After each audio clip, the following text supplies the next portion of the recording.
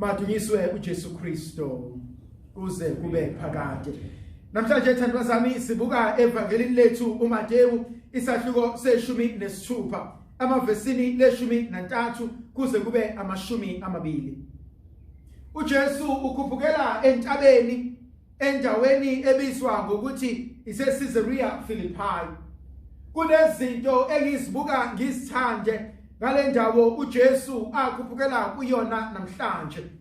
Lena indawo yohambo oluyingcwele lapho abantu abahlanganela khona bahlanganela ukuba bazozethula kuNkulunkulu, bahlanganela ukuba bazokhuleka, bahlanganela ukuba bazobeka usizi lwabo kuNkulunkulu.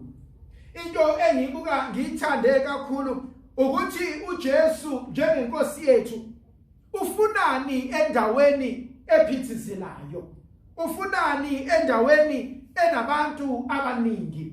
Abanye babo abazazi bangobani, abanye babo abazazi bafunani, abanye babo onhliziyo zabo zaphukile.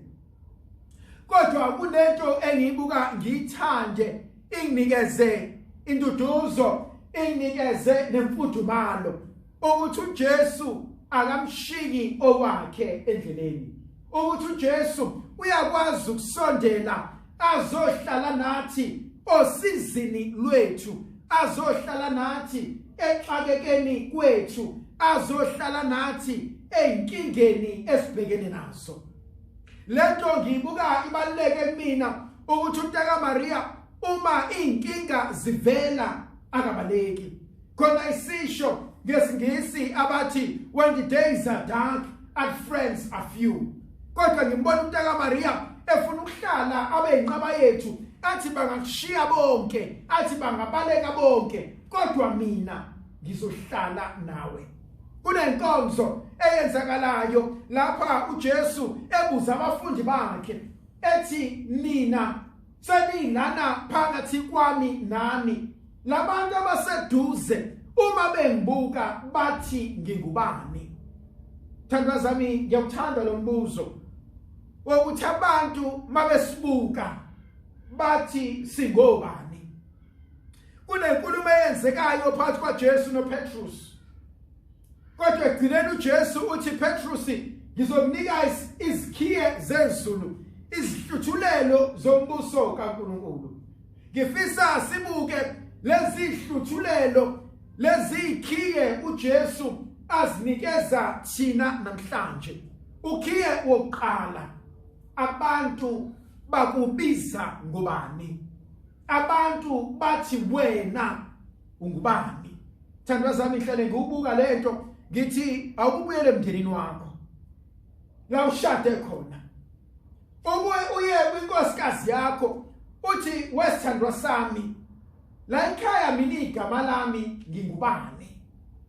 Mawukuthi uyasaba uba ukunyonyobe uzwe kukhulunywa ngawe, uyothola ukuthi inkulumo iyoziqedwe kukhulunywa ngawe, kodwa kunegama elisetshenziswayo la ekhaya uma ukuthi kuqondiswe kuwena. Bonke abantu bayalazi leli gama, wena ungalazi. Umuntu nomuntu kunamagama anikezwa wona. Nani namagama enikeza abapriest benu emission. Kunamagama esinikeza abantu esisebenza nabo emsebenzini. Abanye babethandana, awunaso isithandwa sami nangudali wami, awunaso zonke izinto zethu. Babesathandana, babehamba wayemvulela isicapha, medlile wayishiyela amsule kahle, uma ukuthi ulimele akwazi ukumnakekela. Kodwa ngobude bendlela isono sathandela, ngobude bendlela sajwayela, athi mehambile sesijwayelene, athi mekhuzukile yobuzo omunye umuntu ikwenze njani iphuphutsheni, awuboni la uyakhona, umelibele omunye athi uzoba ngcono wena, sonke sixakekile. Konze ufuna ukuya kuyona ukuthi emzini wakho sewubizwa ngubani.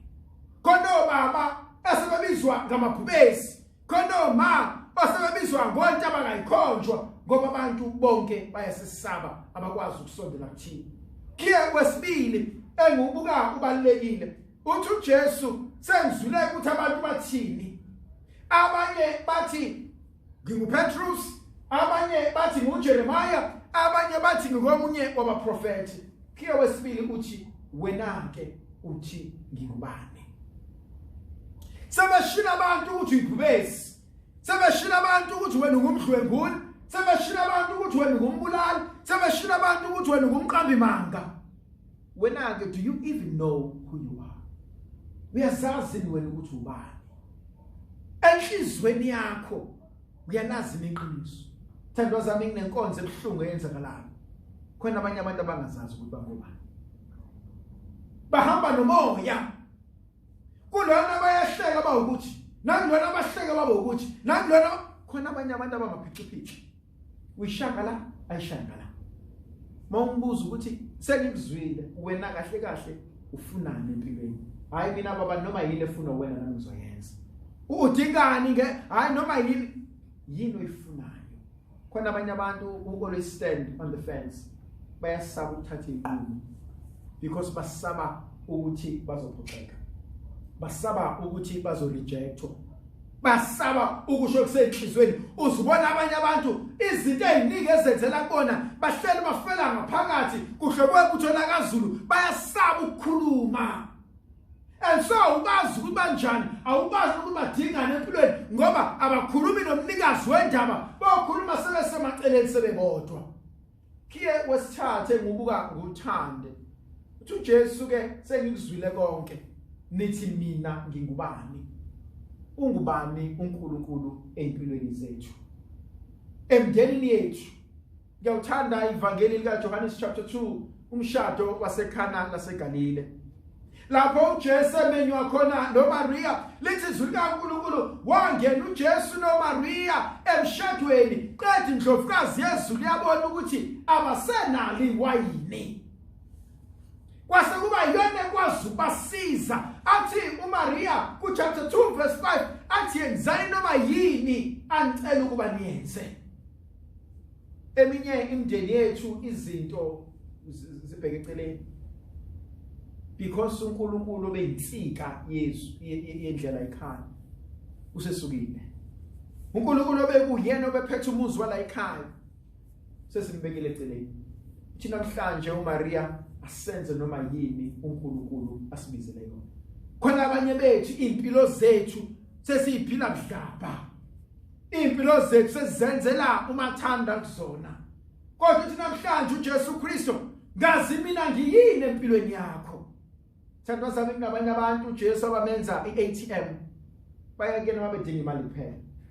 Asondele Jesu, awu Jesu ngicela ungivikele kulale nami, awu Jesu ngicela ungivikele ngisaya emsebenzini, awu Jesu uhamba nami ngiyawu interview. Ayithole zonke lezo zinto akhohlwe inkonzo kaDanki.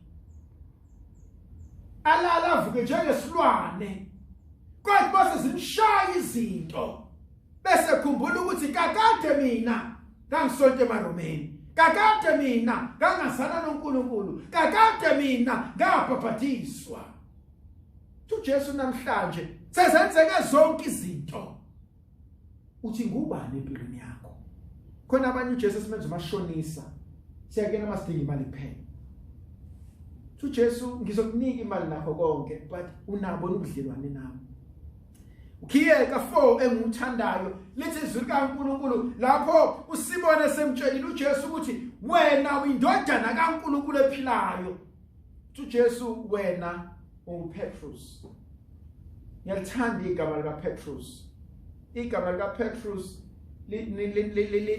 licishe lifane negama lithi Petra ngesiGreek okusho ukuthi rock, but it can also means rocky. Ndeqinile lidwala kodwa futhi nohlwayi lwamatshe. And uPetrus both are real. Khona isigaba la uPetrus amakhona abelidwala akwazi ukumela iqiniso. Khona isigaba la uPetrus engakwazi kwamela iqiniso. Uyiphiciphici khuluma izinto angazazi uzoyimela kanjani. Ngisothuna sempilweni zethu. Khona sikwazi ukwenza, khona singakwazi ukwenza. Athi umpostoli Paul athi inkosi ngisithola ngezinto engafuni ukuzenza. Athi ngifuna ukuzenza ngikwazi ukuzenza. But inenkonzo engiyithandayo ukuthi ngokwazana nenkosi uJesu khona izinto ezishintshayo.